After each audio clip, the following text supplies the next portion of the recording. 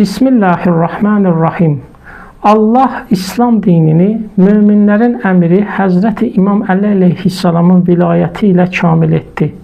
Quran-ı Kərim bu barədə belə buyurur: "Əl-yevm əkmaltu lakum dinakum və etmamtu aleykum ni'meti." Bugün dininizi sizin üçün kamilləşdirdim, sizə öz nemətimi tamamladım. Və bu gündə, yəni Qədrxum günündə möminlərin əmri Həzrəti Əli əleyhissalam Allahın əmri ilə həm dini və həm də siyasi hakimiyyətə gəldiyi gündür. Həzrəti İmam Baqir əleyhissalam bu ayənin təfsiri barəsində belə buyurur: "Və kana kamaluddin bi vilayəti Ali ibn Əbi Talib əleyhissalam."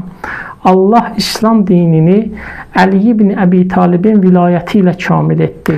Həzrəti İmam Rıza əleyhissalam bu ayənin təfsiri barəsində də belə buyurur: Qədirxum günü möminlərin əmirinin vilayətini qəbul edən möminlər Həzrəti Adəmə səcdə edən mələklər kimidirlər. Və Qədirxum günü möminlərin əmirinin vilayətini qəbul etməyənlər şeytan kimidir. Allaha and verirəm öz böyüklüyünə, bizi möminlərin əmirinin vilayətindən ayrı salmasın.